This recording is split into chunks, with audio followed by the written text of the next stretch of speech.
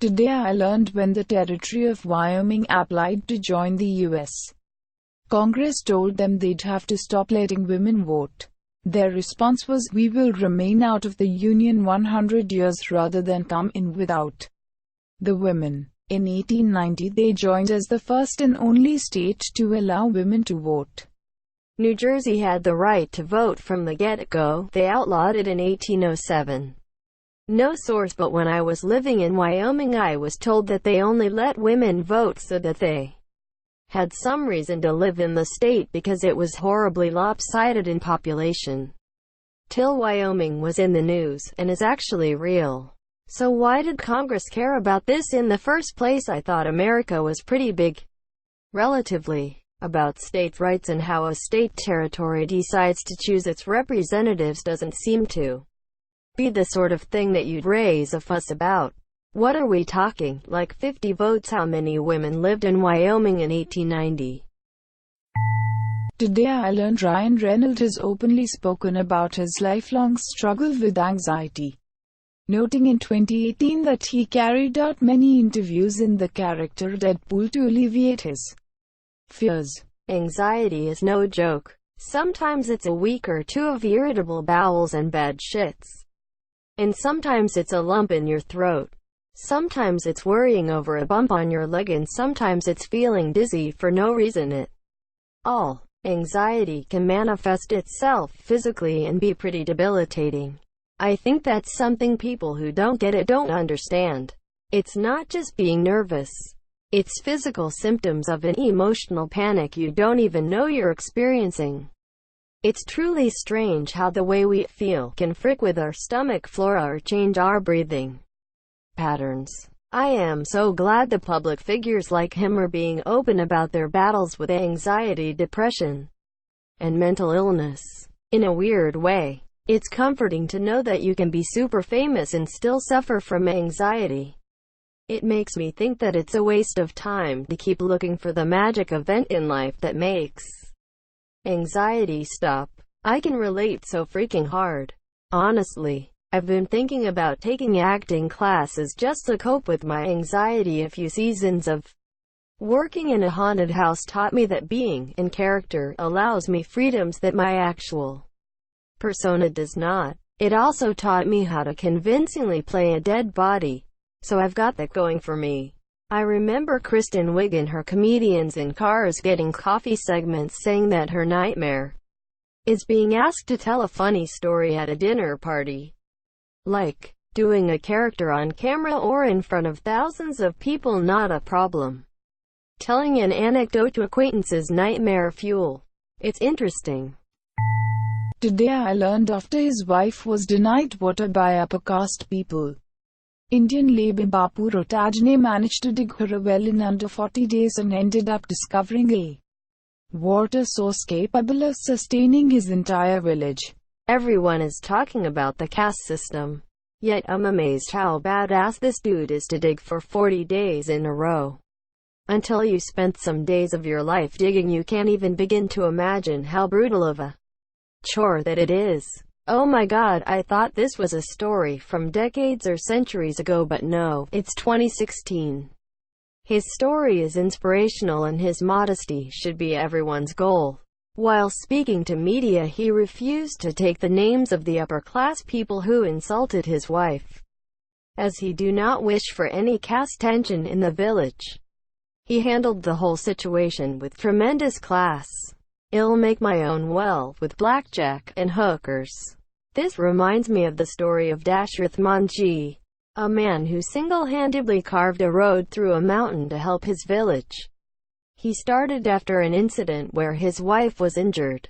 The nearest hospital was 70 kilometers away. That legend freaking carved an entire road with hand tools, working for 22 years. Today I learned Bill Gates purchased the Leonardo da Vinci's Codex for $30,802,500.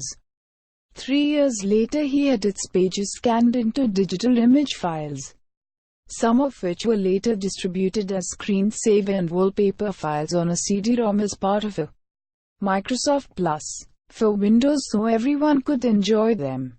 The dude who owned it before Gates was named Armand Hammer. I assume he made his fortune selling baking soda. Pocket change. They used to charge for Microsoft Plus, so it was also to make a profit.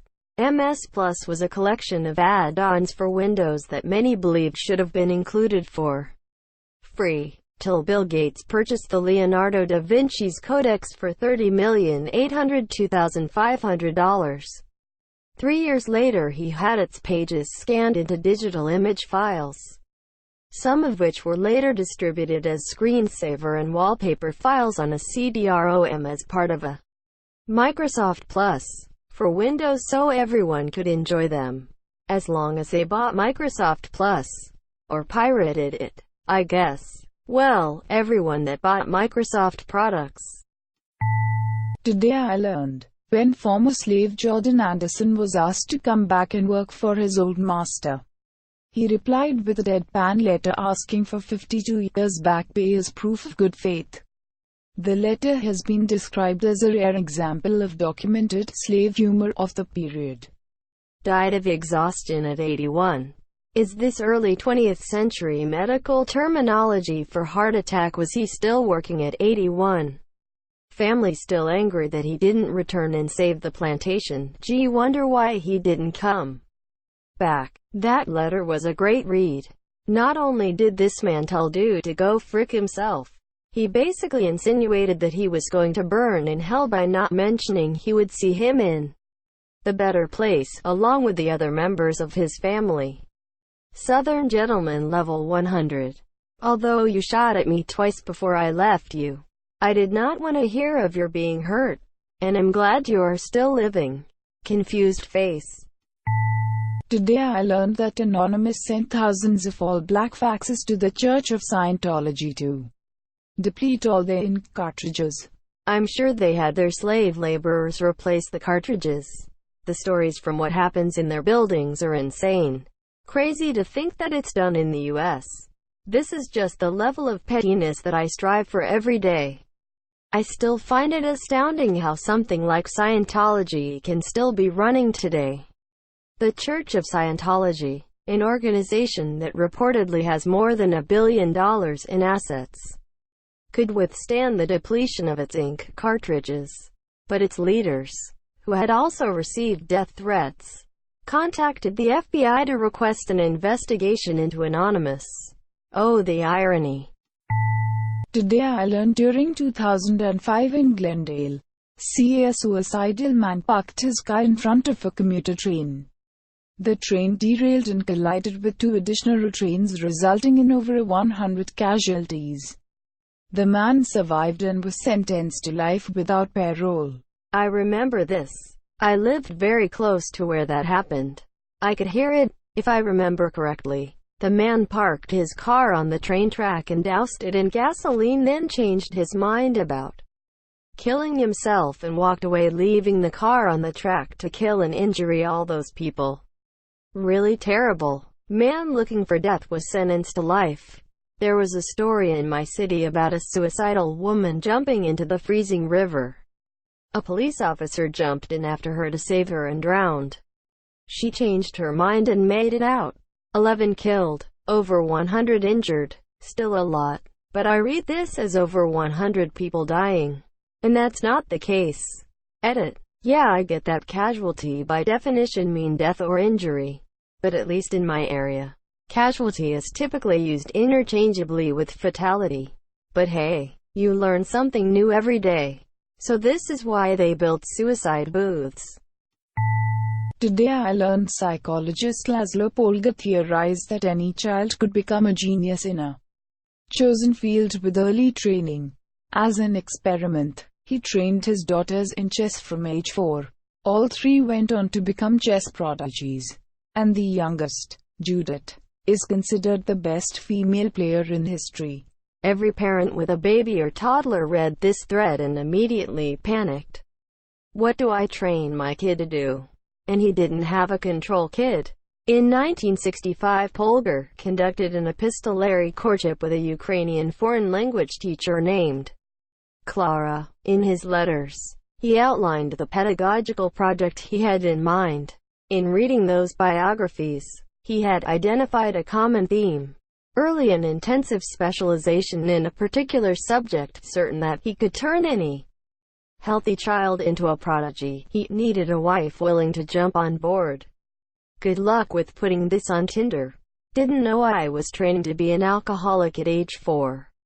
Judith Polgar broke former world champion Bobby Fischer's record and achieved the title of Grandmaster at the age of 15 years and 4 months. At the time the youngest to have done so.